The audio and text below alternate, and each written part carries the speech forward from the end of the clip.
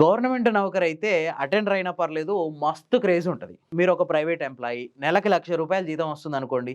మీరు మీ జీవితం అంతా కలిసి ఎంత సంపాదించగలుగుతారు? 10,00,00,000, 20,00,00,000, 50,00,00,000, 100,00,00,000. అంతకు మించి అయితే సంపాదించలేరు గదా ఆ ఉద్యోగంతో. కానీ ఒక గవర్నమెంట్ ఎంప్లాయీ నెలకి 26,000 జీతంతో 600 కోట్ల వరకు 10 ఏళ్లలో సంపాదించొచ్చని నిరూపించిండు ఒక ఆర్టీఓ కానిస్టేబుల్. ఇప్పుడు అర్థమైందా గవర్నమెంట్ జాబ్ అంటే ఎందుకంత క్రేజో? సౌరభ్ శర్మ మధ్యప్రదేశ్లోని గ్వాలియర్లో ఆర్టీఓ కానిస్టేబుల్గా పనిచేస్తుండు.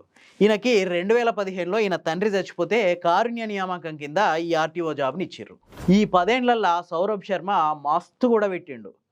52 కిలోల బంగారం కొన్నాడు, 250 కిలోల వెండి కొన్నాడు, దుబాయ్లో 100 కోట్లు పెట్టి ఒక లగ్జరియస్ ఫ్లాట్ కొన్నాడు, మధ్యప్రదేశ్లో వేర్వేరు ప్రాంతాల్లో 100 ఎకరాల ల్యాండ్స్, చేపల చెరువులు కొన్నాడు. అంతేకాదు ఆయన పేరు మీద 6 కోట్ల రూపాయల ఫిక్స్డ్ డిపాజిట్లు ఉన్నాయి. ఆయన ఇంట్లో 15 కోట్ల రూపాయల డబ్బులు పట్టుబడ్డాయి. ఫ్యామిలీ మెంబర్స్ పేర్ల మీద 23 కోట్ల విలువైన ఆస్తులు ఉన్నాయి. నెలకు 26,000 జీతంతో మనోడు ఇవన్నీ కొన్నాడంటే మనం నమ్మాలి.